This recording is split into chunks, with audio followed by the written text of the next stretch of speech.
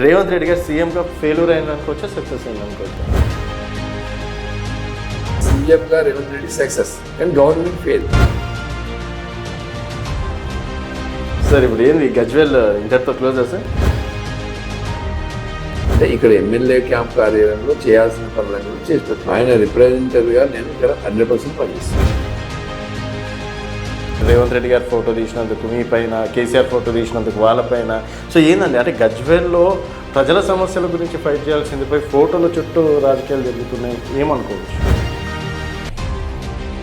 వాళ్ళ యొక్క ఉనికిని కాపాడుకోవడానికి రేవంత్ రెడ్డి గారి ఫోటో తీసుకొచ్చి గుండా ఉన్న మాదిరిగా ఎవరిని నోటీసులు లేకుండా దాడి చేసినట్టుగా వచ్చి గేటు పగులు కొట్టుకొని, లాక్ పగులు కొట్టుకొని, ఫర్నిచర్ పడేసి కేసీఆర్ గారి ఫోటో తీసి వాళ్ళ ఫోటో పెట్టడం జరిగింది. ఇదైతే బీఆర్ఎస్ పైసలతో కట్టిన ఆఫీస్ కాదు కదా, మనం కూర్చున్న ఆఫీస్, డెఫినెట్గా గవర్నమెంట్దే కదా ఇది. మరి గవర్నమెంట్దే అన్నప్పుడు సీఎం హోదాలో రేవంత్ రెడ్డి గారి ఫోటో ఎందుకు పెట్టుకోవట్లేదు? ఇవాళ తెలంగాణ ప్రగతి భవన్ కూడా మన గవర్నమెంట్ డబ్బులతోనే కట్టి, తెలంగాణ రాష్ట్రానికి ముఖ్యమంత్రి రేవంత్ రెడ్డి అయితే భారతదేశానికి ప్రధానమంత్రి నరేంద్ర మోడీ. రేవంత్ రెడ్డి గారి అఫీషియల్గా వాళ్ళ ఆఫీసులలో నరేంద్ర మోడీ ఫోటోలు పెడుతున్నారా? మళ్ళీ చాలా రోజుల తర్వాత వంటెడ్ ప్రతాప్ రెడ్డి గారు మళ్ళీ ఫైటర్గా మారారని చెప్పేసి మాట్లాడుకుంటున్నారు సార్. అంటే కేసీఆర్ గారిని అన్నందుక, లేకపోతే ఫోటో తీసేసినందుక? ఆయనకి ఎలాంటి చెడ్డ పేరు రాకుండా ఆయన యొక్క ఆత్మగౌరవాన్ని కాపాడే విధంగా నేను పనిచేయాలి సార్. దానిలో భాగంగానే పనిచేస్తాను. రేవంత్ రెడ్డి గారితో మంచి ర్యాపో కదా సార్, అంటే మీరు కూడా ఇంతకుముందు TDP bag. So Revanth Reddy గారు అప్పుడు ఇప్పుడు ఏమైనా తేడా ఉందనుకోవచ్చా సార్? ముఖ్యమంత్రి అవుతాడని అనుకోలేదు, అయ్యిండు. ముఖ్యమంత్రి అయినప్పుడు నేను మళ్ళొక్కసారి మల్లన్న సాగర్లో ఇచ్చినటువంటి కమిట్మెంట్ను రిమాండ్ చేద్దామన్న ఉద్దేశంతో రేవంత్ రెడ్డి గారికి వాళ్ళ విఎస్ జయపాల్ గారికి చాలాసార్లు ఫోన్ చేసింది.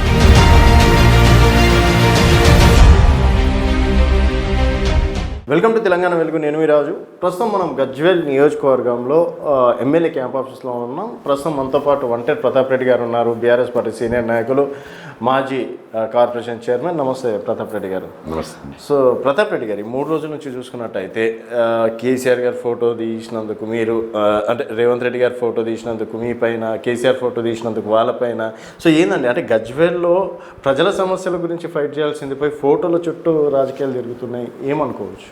అంటే ముఖ్యంగా ఇక్కడ జరిగింది ఏంటంటే, ఇక్కడ జరిగిన లోకల్గా ఉండే కాంగ్రెస్ పార్టీ నాయకుడు మొన్న సర్పంచ్ ఎలక్షన్లో సొంత గ్రామంలో ఓడిపోయాడు.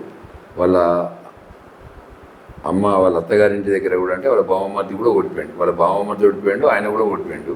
అట్ ది సేమ్ టైం నియోజకవర్గంలో 184 సర్పంచ్లు ఉంటే దాదాపుగా వాళ్ళు 40-50 కంటే ఎక్కువ గెలవలేదు. ఓకే, అన్నీ మనమే గెలిచినాం. అదేవిధంగా మొన్న మున్సిపాలిటీ ఎలక్షన్స్ జరిగినాయి, గజ్వేల్ కానీ తూర్పురాన్ కానీ, రెండిట్లలో కూడా బీఆర్ఎస్ పార్టీ గెలిచింది. అంటే ప్రెస్ స్టేషన్లో ఉన్నారు. ప్రెస్ స్టేషన్లో ఉండి అన్నీ మేము ఎంత కష్టపడ్డా, ఏం చేసినా, అధికారం ఉన్నా కూడా మా ఎమ్మెల్యే, మా సర్పంచులు గెలుస్తలేరు, మా సర్పంచులు గెలుస్తలేరు, మా సర్పంచులు గెలుస్తలేరు, అట్ ది సేమ్ టైం మా ఎమ్మెల్యేలు మా ఈ మున్సిపాలిటీలో ఎవరు గెలవలేదు. కాబట్టి ప్రెస్ స్టేషన్లో ఉండి ఏదో ఒక వాళ్ళ అధిష్టానం దగ్గర మనిషి కనిపించింది వాళ్ళకి, వాళ్ళని పట్టించుకుంటే జిల్లా అధ్యక్షురాలై ఉండి సొంత నియోజకవర్గంలో సర్పంచులు గెలవకపోవడము, మున్సిపాలిటీలు గెలవకపోవడం వల్ల ప్రెస్ స్టేషన్లో వాళ్ళు ఉండి వాళ్ళ యొక్క ఉనికిని కాపాడుకోవడానికి మరి రేవంత్ రెడ్డి గారి ఫోటో తీసుకొచ్చి అనఫిషియల్గా గుండా ఉళ్ళ మాదిరిగా ఎవరిని నోటీసులు లేకుండా దాడి చేసినట్లుగా వచ్చి గేటు పగులు కొట్టుకొని, లాక్ పగులు కొట్టుకొని, డోర్ పగులు కొట్టేసేసి, విండో పగులు కొట్టేసేసి, లోపలికి వచ్చి నానా హంగామా చేసి, ఫర్నిచర్ పడేసి కేసీఆర్ గారి ఫోటో తీసి వాళ్ళ ఫోటో పెట్టడం జరిగింది. అయితే వాళ్ళు ఏమంటున్నారు అంటే కేసీఆర్ ఫోటో ఎక్కడ తీయలేదు, ఖాళీ ప్లేస్లో మాత్రం రేవంత్ రెడ్డి గారి ఫోటో పెట్టినాము, అండ్ మేము ఎక్కడ కూడా ఫర్నిచర్ లాంటివి ఏం ధ్వంసం చేయలేమని చెప్పేసి వాళ్ళు చెప్తున్నారు. ఒకవేళ అదే సమయంలో ఇక్కడ బీఆర్ఎస్ కార్యకర్తలు ఉంటే ఏంటి వాళ్ళ పరిస్థితి అనుకోవచ్చు? అంటే సింగిల్, సపోజ్ నేను సింగిల్ ఉన్నా, 100 మంది వచ్చిన అనుకోండి, 100 మంది కూడా ఎవరి కంట్రోల్లో ఉంటారు కదా, తాగి ఉంటారు. తాగి ఉండి వాడు ఎవడైనా నా మీద చేసింది అనుకోండి, అంటే అంటే చట్టం ఎక్కడ పోతుంది, ఆర్డినేటర్ ఎక్కడ పోతుంది? అంటే ఒక హోమ్ మినిస్టర్గా ముఖ్యమంత్రి గారు ఉన్నారు, ముఖ్యమంత్రి తెలంగాణ రాష్ట్ర హోమ్ మినిస్టర్, ఆయన ముఖ్యమంత్రి, రెండు ఆయనే ఉన్న కంట్రోల్లో ఉన్నప్పుడు ఈ రాష్ట్రంలో ల్యాండ్ ఆర్డర్ మెయింటైన్ చేయాల్సినటువంటి బాధ్యత రేవంత్ రెడ్డి గారికి లేదా? ఇలా మా ఎమ్మెల్యే క్యాంప్ ఆఫీసు SHO అంటే మా పోలీస్ స్టేషన్కి కూకేపెట్టి దూరంలో ఉన్నది. ఇక్కడి నుంచి కీకేస్తే పోలీస్ స్టేషన్లో వినిపిస్తుంది. మరి ఇంత దగ్గరలో ఉన్నటువంటి దాని మీద ఇంతమంది 100-150 మంది వచ్చి దాడి చేస్తుంటే మరి పోలీస్ ఇంటెలిజెన్స్ పనిచేయట్లేదా, లేకపోతే పోలీస్ వ్యవస్థ పనిచేస్తలేదా, లేకపోతే రేవంత్ రెడ్డి గారే పోయి దాడి చేయమని చెప్పి పంపించిందా? పోలీసులను పెట్టి తీసుకొని పోయి పోలీసులకు చెప్పి వాళ్ళకి సెక్యూరిటీ ఇచ్చి మరి ప్రతిపక్ష నాయకుడు రెసిడెన్షియల్ హౌస్ మీదకి వచ్చి ఫోటో పెట్టడం అంటే తమాషనా? ఓకే, ఏమనుకుంటున్నాయినా? ఒక ముఖ్యమంత్రిగా పనిచేసిండు, తెలంగాణ రాష్ట్రాన్ని సాధించినటువంటి గొప్ప నాయకుడు, ప్రజెంట్ తెలంగాణ రాష్ట్రంలో ఆపోజిషన్ లీడర్గా ఉన్నాడు.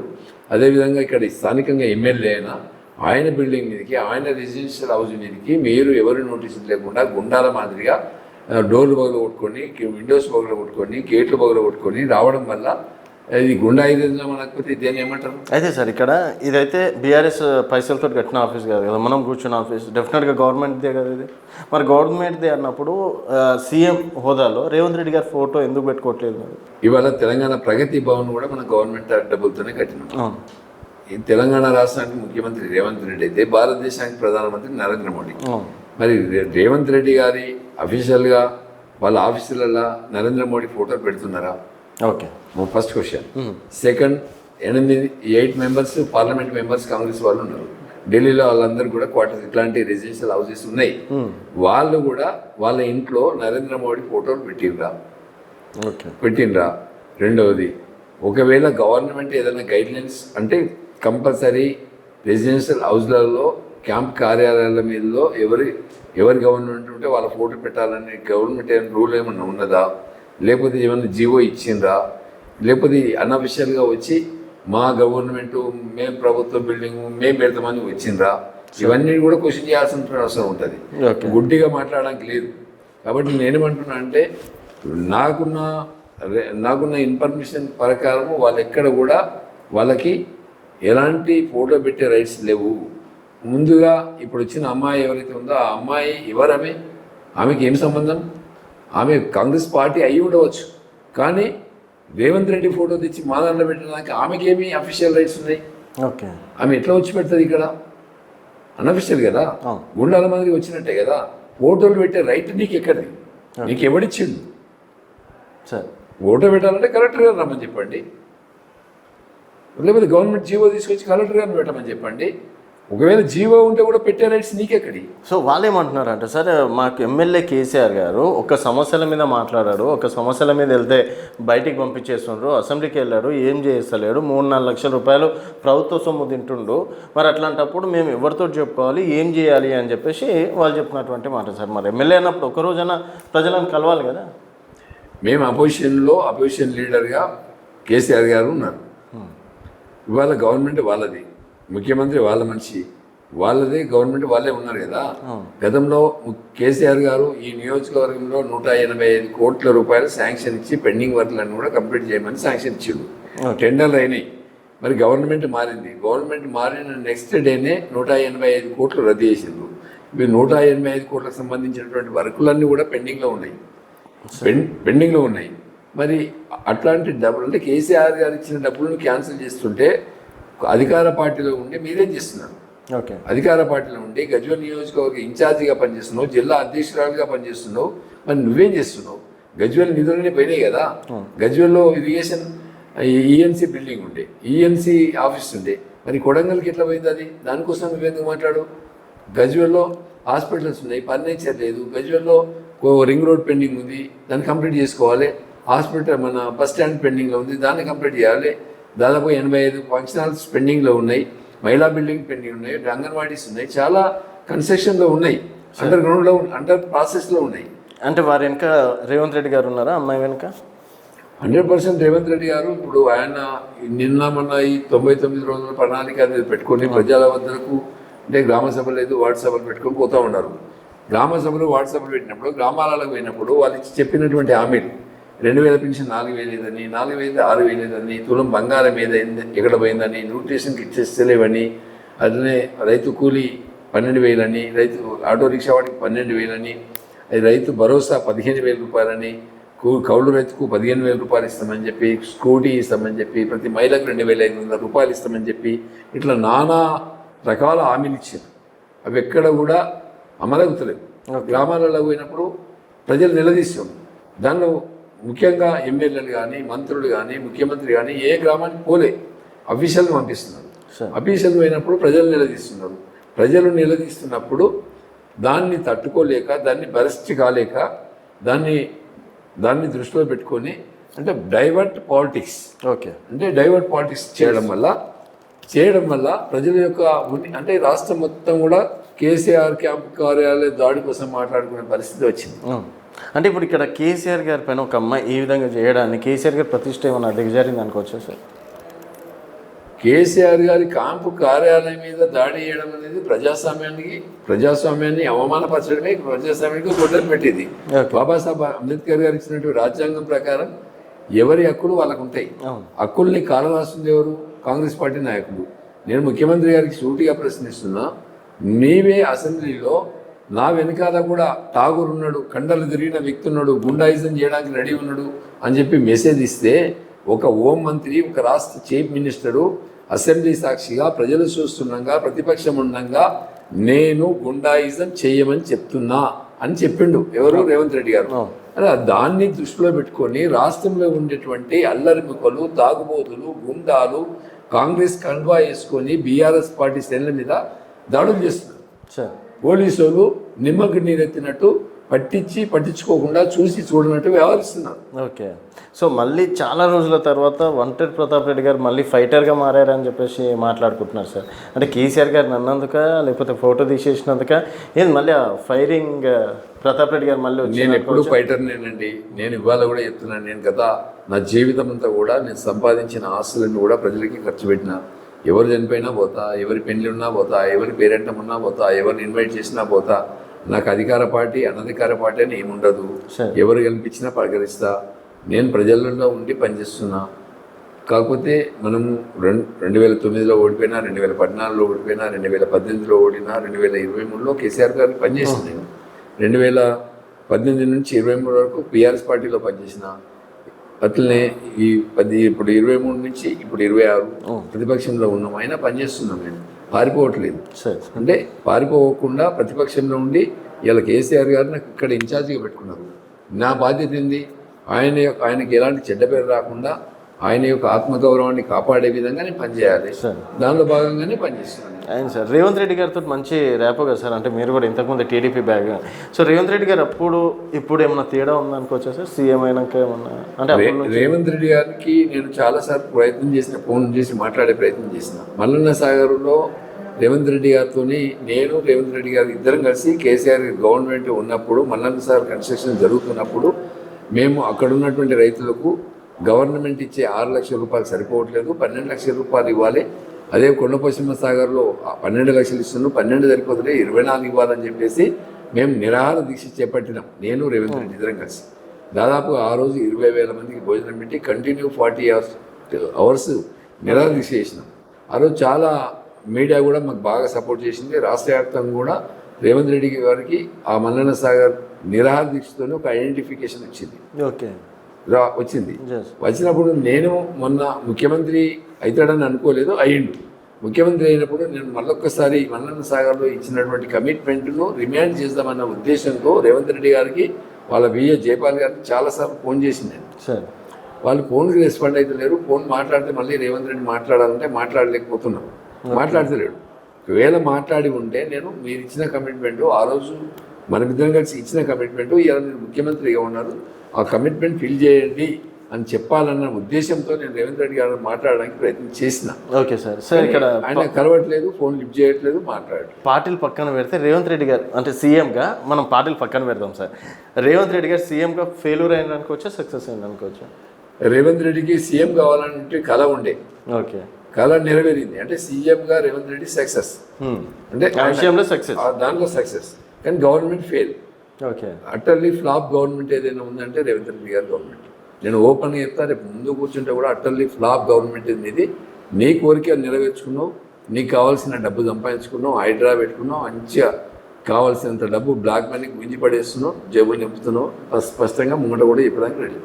ఇదే మాట, ఎస్, ఈ మొహమాటం ఏం లేదు. మాట నాకెందుకు, ఆయన బ్లాక్ మనీ ఎట్లా గుంజుస్తున్నావు ఆయనకి తెలుసు, నాకు కూడా తెలుసు. ఏం సార్ అంత కాన్ఫిడెన్స్? 100% హైడ్రాతోనే గుంజేస్తున్నాడు డబ్బులు. సార్ ఇప్పుడు ఏంది గజ్వేల్ ఇంతటితో క్లోజా సార్? గజ్వేల్లో మేము రోజు లైవ్లో ఉంటామండి. ఎమ్మెల్యే క్యాంప్ కార్యాలయం అనేది ప్రజల ఇక్కడికి వస్తారు, ఇక్కడ సీఎం రిలీఫ్ ఫండ్ ఇస్తుంటాము, లేకపోతే హాస్పిటల్స్ కోసం వస్తారు, అట్లనే రెవెన్యూ అంటే ఆర్డీఓతో పని ఉంటుంది, ఏఎంఆర్ఓతో పని ఉంటుంది, ఎంపీడీఓతో పని ఉంటుంది, ఇంజనీరింగ్ సెక్షన్తో పని ఉంటుంది, రకరకాల మనుషులకు రకరకాల పనులు ఉంటాయి. ఇవన్నీ కూడా నాకు ఫోన్లో చెప్తే వెంటనే నేను రెస్పాండ్ అయ్యి చాలామంది కొన్ని వేల మందికి హాస్పిటల్లో పనిచేసి పెడతాం. అట్లనే ఎవరు వచ్చినా కూడా సీఎం రిలీఫ్ ఫండ్కి సంబంధించిన రెస్పాండ్ అవుతాం. అట్లే కళ్యాణ లక్ష్మి చెక్కులు కూడా, కళ్యాణ లక్ష్మికి సంబంధించినవి కూడా మరి గవర్నమెంట్కి పంపించే ప్రయత్నం చేస్తాం. అంటే ఇక్కడ ఎమ్మెల్యే క్యాంప్ కార్యాలయంలో చేయాల్సిన పనులన్నీ కూడా చేసి పెడతాం. ఓకే సార్, ఇక్కడ కూడా ఏం తగ్గదు. కేసీఆర్ గారు లేని లోటునైతే ప్రతాప్ రెడ్డి గారి రూపంలో తీరుస్తున్నారు. 1000% చెప్తాం, న్యాయం చేస్తుండ్రు 100%. ఆ కుర్చీకి 100%. ఆయన మాట ఇక్కడ కూడా దేవదాత, ఆయన రిప్రజెంటేటివ్గా నేను ఇక్కడ 100% పనిచేస్తాను. ఓకే సార్, సో ఇలాంటి కాంగ్రెస్ మళ్ళీ ఇంకోసారి ఇట్లాంటివి జరుగుతాయి సార్ పరిస్థితి? మళ్ళీ జరిగేదని నేను అనుకుంటున్నా. ప్రజలు ఈరోజు బంద్కి ఏదైతే స్వచ్ఛందంగా వాళ్ళు బంద్లో పాల్పంచుకొని బంద్కు సహకరించారు అంటే ప్రజలు ఎమ్మెల్యే క్యాంపు కార్యాలయం మీద చేసిన దాడిని వాళ్ళు దాన్ని జీర్ణించుకోలేకపోతున్నారు. ఓకే, ఇది తప్పు, చేయకూడదు అనే ఆలోచన వాళ్ళకు ఉన్నది కాబట్టి ఇలా 4-6 కిలోమీటర్ల పొడుగు ఉంటుంది గజ్వేల్. ప్రజ్ఞాపురం ఇక్కడ మొదలు పెడితే తూప్రాన్ అంటే ఈ రింగ్ రోడ్ నుంచి ఆ రింగ్ రోడ్ దాకా. మరి ఇక్కడ బస్ స్టాండ్ ఇక్కడ మన ఎడ్యుకేషన్ అప్పుడు నుండి మొదలు పెడితే కోటమేసమ్మ దాకా దాదాపుగా 6 నుంచి 7-8 కిలోమీటర్ల షెటర్లు ఉంటాయి. 7-8 కిలోమీటర్ల షెటర్లో కూడా ఒక్కరిని కూడా మేము ముయ్యమని అడగలే. స్వచ్ఛందంగా వాళ్ళే బంద్ చేసుకుంటే నేను కూడా 30 సంవత్సరాల నుంచి ఎన్నోసార్లు బంద్లో పాల్గొన్నా. కానీ ఎన్నడూ బంద్ చేసినా మేము షెటర్ కొందుడు, వాడు తీసుడు, మేము కొందుడు, వాడు తీసుడు, ఇట్లా ఉంటుంది. కానీ ఈరోజు మాత్రం మేము తీయమని లేదు, వాళ్ళు తీయలేదు. ఓకే, ఇదొక్క అంటే నిదర్శనం చాలా కేసీఆర్ గారు ప్రజల మద్దతు కేసీఆర్కి ఉన్నది అని చెప్పడానికి ఇది ఒక్కటే evidence. Okay sir, so next time వస్తే మాత్రం ఊరుకునేది ఏమి ఉండదు అయితే. ఇంకా నెక్స్ట్ టైం పోలీస్ వైఫల్యం చెందింది ఇక్కడ. హోమ్ మినిస్టర్గా రేవంత్ రెడ్డి అటర్లీ ఫ్లాప్. ఎందుకంటే ఒక ప్రధాన ప్రతిపక్షమైన నాయకుడు, ఇట్లనే ఒక తెలంగాణ రాష్ట్ర సాధకుడు, 10 సంవత్సరాలు ముఖ్యమంత్రిగా పనిచేసినటువంటి వ్యక్తి, ఇప్పుడు ఈ గవర్నమెంట్లో అపోజిషన్ లీడర్, ఆయనకే రెసిడెన్షియల్కే రక్షణ లేదు. ఓకే, ఈ రాష్ట్రంలో ఇంకెవరికి రక్షణ కల్పిస్తుంది సార్? ఇప్పుడు ఆ రెసిడెన్షియల్ కాలేజీలలో ఏం జరుగుతున్నాయి, రెసిడెన్షియల్ స్కూళ్ళల్లో ఏం జరుగుతుంది మనం చూస్తున్నాం కదా. అవన్నీ కప్పిపుచ్చుకునే ప్రయత్నం చేస్తాం. కలెక్టర్లను పెట్టుకోవాలి, కలెక్టర్ని అడ్డం పెట్టుకోవాలి, అఫీషియల్ని అడ్డం పెట్టుకోవాలి. అవన్నీ జరిగినటువంటి బయటకు రాకుండా వాళ్ళ యొక్క వైఫల్యాలు కొట్టొచ్చినట్టు రాష్ట్రం నిండా జేబుల నిండా ఉన్నాయి. ఏం సార్, అంటే మొన్న వీడియోలో చూసిన సార్, చాలా ఆవేశంగా మీరు ఆ ఫోటోని తీయడం అనేది జరిగింది. అంటే కేసీఆర్ గారు ఫోటో తీసేసినందుకు ఆ కోపం వచ్చిందా, లేకపోతే ఎందుకు సార్ అంత ఆ క్షణాన? అంటే ప్రతాప్ రెడ్డి గారు వేరే రూపం కనిపించింది సార్ అందరికి. అంటే కేసీఆర్ గారు రెసిడెన్షియల్ హౌస్లో వాళ్ళ ఫోటో ఎందుకు పెడతారు? వాళ్ళకేం రైట్స్ ఉన్నాయి? ఆ అమ్మాయి ఎందుకు వస్తుంది ఇక్కడికి? అమ్మాయికి ఏ రైట్స్ ఉందని లోపలికి వచ్చింది? ఆమెకి రేవంత్ రెడ్డి ముఖ్యమంత్రి కావచ్చు, ఆమె కాంగ్రెస్ పార్టీ లీడర్ కావచ్చు, ఆమెకు పెట్టే రైట్ ఎక్కడదంటున్నా నేను. ఓకే సార్, ఆమెకి ఎవరిచ్చింది పవరు? ఆమెకి ఇందులోకి ఎందుకు వస్తుంది? 100% రాంగ్ కదా, అందుకే ఎఫ్ఐఆర్ అయింది ఆమె మీద సార్. అంతే కదా. ఓకే సార్, సో మొత్తానికి ఇదే ఫైర్ అయితే ప్రతాప్ రెడ్డి గారి దాంట్లో మళ్ళీ తగ్గలేదని చెప్పేసి మరోసారి నేను ప్రజల పక్షాన పోరాటం చేస్తూనే ఉంటా సార్, ప్రజల కోసమే పనిచేస్తాను. Okay sir, thank you so much. ఇది అంటే ప్రతాప్ రెడ్డి గారితో స్పెషల్ చిట్ చాట్. మరొక మళ్ళీ వెళ్దాం. చూస్తూనే ఉండండి తెలంగాణ వెలుగు.